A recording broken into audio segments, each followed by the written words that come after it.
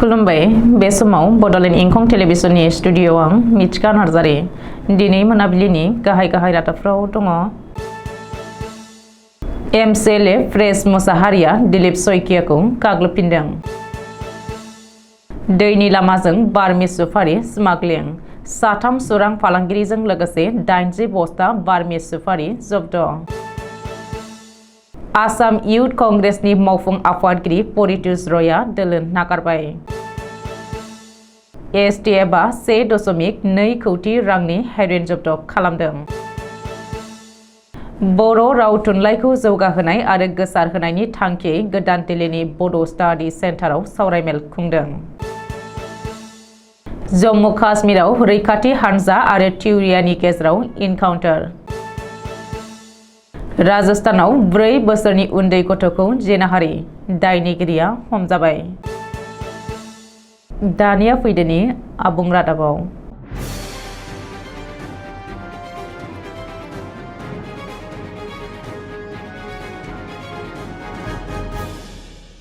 मंगलदैनि MP Dilip सयकियाखौ गोख्रों रावजों गाग्लोबफिनदों बिपिएफनि MCLA press Mushahary.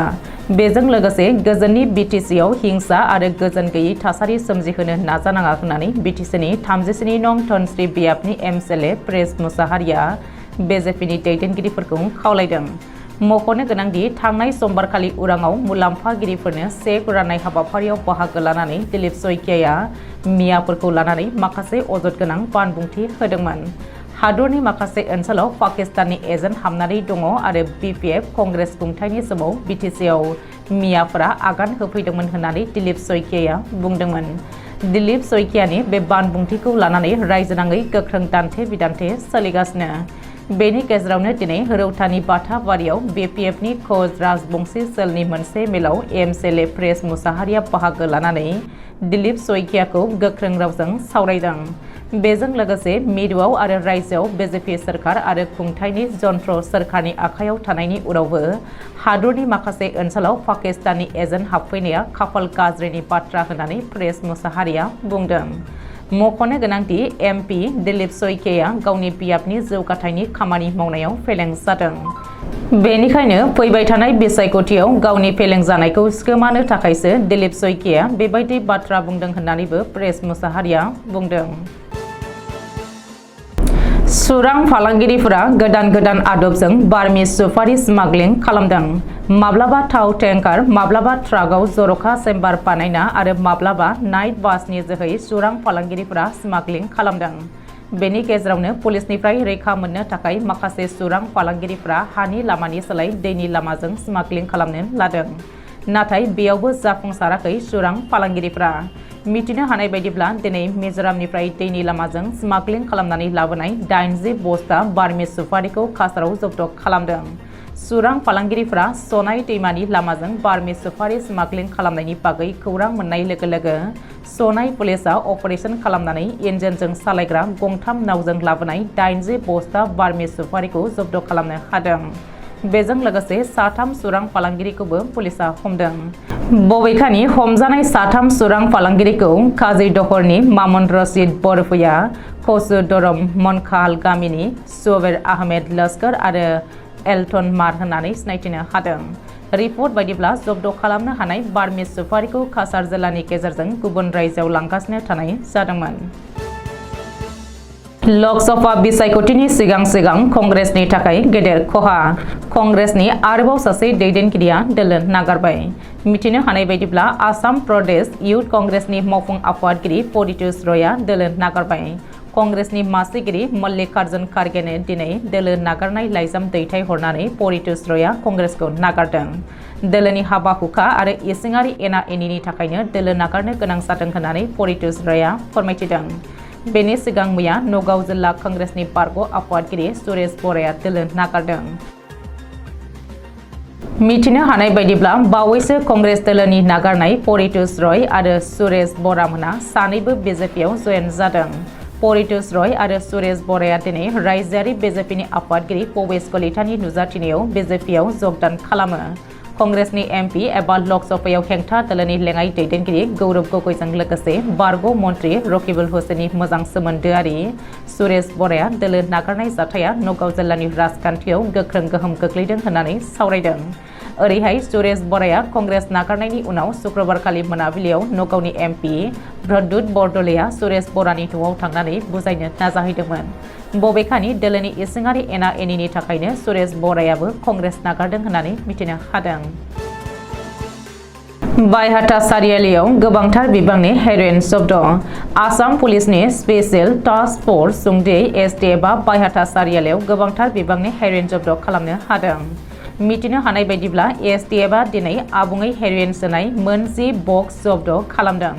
बबेखानि एसटिएफआ जब्द खालामनो हानाय हेर'इननि बेसेना खमैबो 1.2 कौटि रां जागोन होननानै बुंदों। खमैबो 1.2 कौटि रांनि 150 ग्राम हेर'इनजों लोगोसे बटेन आली मुंनि सासे ड्राग्स फालांगिरिखौबो एसटिएफनि टीमआ हमनो हादों। बेनि सिगां एसटिएफआ बावैसो सान सिगां चिरां जिल्लानि खासिक'त्रायाव 12 खब साखानि गंसे ट्रेलारनिफ्राय गोबांथार बिबांनि गान्जा हमनो हादोंमोन। एबसु बर' थुनलाइ आफाद आरो गान्धी हिन्दुस्तानी साहित्य सभानि जथाय बानजायनायाव दिनै गोदान दिल्लीनि बड' स्टाडि सेन्टाराव हादोरारि आरो बुहुमनां बिथिङाव बर' राव थुनलाइखौ जौगाहोनाय एबा प्रमोशन अफ बड' language and literature in national and international arena आयदाखौ लानानै सानसेनि हाबाफारिजों हायुङारि थाखोनि सावराय जथुम खुंदों। हाबाफारि बायदियै बड'फा उपेन्द्रनाथ ब्रह्मनि सावगारियाव बिबार बावजेनो दुलाराय बर' फरायसा आफादनि बारग' आफादगिरि आरो बर' थुनलाइ आफादनि बारग' लेङाइ आफादगिरि डक्टर दीपक कुमार बसुमतारिया आरो सुबुंथिनि थान्दै बेनेश्वर ब्रह्मनि सावगारियाव बिबार बावजेनो बर' थुनलाइ आफादनि गाहाय नेहाथारि नीलकान्त गयारिया। बर' थुनलाइ आफादनि आफादगिरि डक्टर सुरत नार्जारी आरो दुलाराय बर' फरायसा आफादनि आफादगिरि दिपेन बर'आ मासि लानानै जथाय दैदेननाय सावराय जथुमखौ बेखेवनानै होयो हारियाना महार्षि बाल्मिकि संस्कृत मुलुगसोलोंसालिनि भाइस चेन्सेलर प्रफेसर रमेश भारदासआ। बे हाबाफारियावनो हांख्रायजानाय आलासि महरै बाहागो लायो प्रफेसर अनिल बर' गुवाहाटी मुलुगसोलोंसालिनि फकलर रिसार्च बिफाननि एचअडी, डक्टर मिताली बर्मन दिल्ली मुलुगसोलोंसालिनि बर' बिफाननि एसिस्टेन्ट प्रफेसर, साहित्य अकादेमि बान्था मोनगिरि प्रफेसर प्रेमानन्द मोसाहारि। बुंथिगिरि आलासि महरै बाहागो लायो बिटिआरनि गाहाय मावफुं सोद्रोमा प्रमद बर', आसामनि केबिनेट मन्त्रि उरखावग्रा ब्रह्म, राज्य सभानि एमपि रोनगोरा नार्जारिमोना।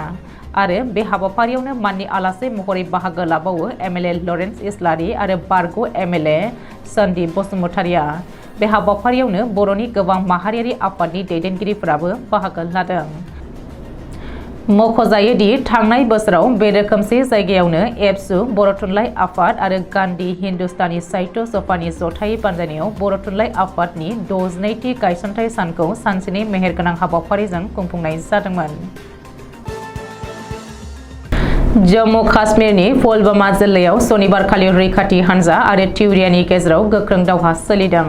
पुलिसनि सुलुङाव फोरमायथिनाय बायदिब्ला इनकाउन्टारआ सोलिगासिनो आरो दासिमाव रावनिबो जेबो खहा जायाखै। अब्लाबो नाथाय इनकाउन्टारआ सोलिगासिनो होननानै फोरमायदों। मख'नो गोनांदि साननै सिगां सफियायाव रैखाथि हानजाजों गुलि गावलायनानै सासे तिउरियानि जिउ गोमादोंमोन। थैनाय तिउरियानि मुंखौ मिस्टर आहद दर होननानै सिनायथि होदों पुलिसआ।